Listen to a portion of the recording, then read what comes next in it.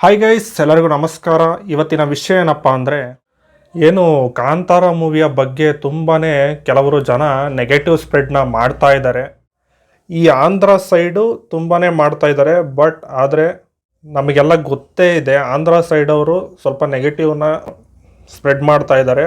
ಆದರೆ ಬೇಜಾರಾಗುವಂಥ ವಿಷಯ ಏನಪ್ಪ ಅಂದರೆ, ನಮ್ಮ ಕರ್ನಾಟಕದಲ್ಲೂ ಕೂಡ ಕೆಲವರು ನೆಗೆಟಿವ್ ಒಬ್ಬಿಸ್ತಾ ಇದ್ದಾರೆ. ನಮ್ಮ ಕನ್ನಡದ ಕೆಲ ಹೀರೋಗಳ ಅಭಿಮಾನಿಗಳು ಬೇರೆ ಫಿಲಮ್ನ ತುಳಿಯೋದು, ಅದು ನಮ್ಮ ಕನ್ನಡದ ಫಿಲಮ್ನ ತುಳಿಯೋದು ಎಷ್ಟು ಸರಿ ಅನ್ನೋದು ನನ್ನ ಒಂದು ಪ್ರಶ್ನೆ. ಸೊ ದಯವಿಟ್ಟು ಯಾರು ಈ ಥರ ಮಾಡೋಕ್ಕೆ ಹೋಗಬೇಡಿ. ನಿಮ್ಮ ಅಭಿಮಾನ ನಿಮ್ಮ ಮನಸ್ಸಲ್ಲಿರಲಿ. ಬಟ್ ಒಂದು ಒಳ್ಳೆಯ ಕನ್ನಡ ಫಿಲಮ್ಮು ಬರ್ತಿದೆ, ಹಿಟ್ಟಾಗ್ತಾ ಇದೆ, 1000 ಕೋಟಿ ಮಾಡ್ತಾ ಇದೆ ಅಂದಾಗ ನಮಗೆ ಹೆಮ್ಮೆ ಇರಬೇಕೇ ಹೊರತು ಬೇಜಾರಿರಬಾರ್ದು, ಯಾವುದೇ ಸಿಟ್ಟಿರಬಾರ್ದು ಆ ಒಂದು ಮೂವಿಯ ಮೇಲೆ.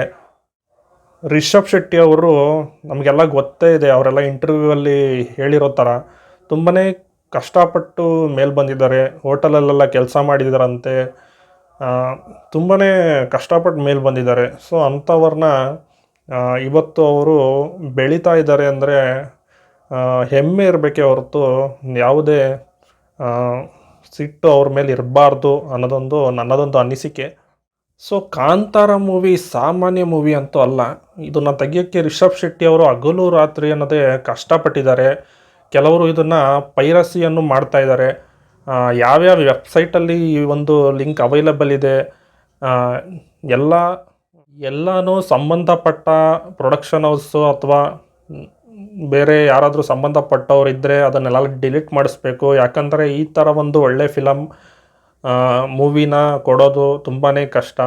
ಸೊ ಇದನ್ನು ಥಿಯೇಟ್ರಲ್ಲಿ ನೋಡಿದ್ರೇ ನೆಕ್ಸ್ಟ್ ಫಿಲಮ್ಗಳಿಗೆ ಒಂದು ಇನ್ಸ್ಪಿರೇಷನ್ ಆಗುತ್ತೆ. ಸೊ ಅವು ಕೂಡ ಬರೋಕ್ಕೆ ಹೆದರಲ್ಲ. ಸೊ ಈ ಥರ ಪೈರಸಿ ಆಗೋದ್ರೆ ತುಂಬಾ ಲಾಸ್ ಆಗುತ್ತೆ. ಮತ್ತು ಲಾಸ್ ಆಗೋದ್ರೂ ಅಲ್ಲದೆ ಒಳ್ಳೆ ಫಿಲಮ್ಗಳು ಬರಲ್ಲ. ಸೊ ಇದರಿಂದ ನಮ್ಮ ಇಂಡಸ್ಟ್ರಿಗೆ ಅಥವಾ ಬೇರೆ ಇಂಡಸ್ಟ್ರಿಗಳಿಗೂ ಕೂಡ ತುಂಬ ಹೊಡೆತ ಬೀಳುವ ಸಾಧ್ಯತೆ ಇದೆ. ಸೊ ಇಷ್ಟು ಹೇಳ್ತಾ ನನ್ನ ಒಂದು ಅನಿಸಿಕೆನ ಇಲ್ಲಿಗೆ ಮುಗಿಸ್ತಾ ಇದ್ದೀನಿ. ಸೊ ಬೇಜಾರಾಗುತ್ತೆ ಗೈಸ್. ಯಾವುದೇ ಆಗಲಿ ಒಂದು ಮೂವಿ ಸಖತ್ತಾಗಿದೆ ಅಂದಾಗ ಆ ಮೂವಿ ಓಡಿದ್ರೇ ನೆಕ್ಸ್ಟು ಬರೋ ಒಳ್ಳೆ ಮೂವಿ ಮಾಡೋ ಡೈರೆಕ್ಟರ್ಸ್ಗಳಿಗೆ ಒಂದು ಇನ್ಸ್ಪಿರೇಷನ್ ಆಗುತ್ತೆ. ಸೊ ಈ ಥರ ಮೂವಿಗಳು ಪೈರಸಿ ಆಗೋದು ಯಾಕೋ ನನಗೆ ಚೆನ್ನಾಗಿ ಅನ್ನಿಸ್ತಿಲ್ಲ. ಸೊ ಇಷ್ಟು ಹೇಳ್ತಾ ನನ್ನ ಒಂದು ಅಭಿಪ್ರಾಯನ ಇಲ್ಲಿಗೆ ಮುಗಿಸ್ತಾ ಇದ್ದೀನಿ.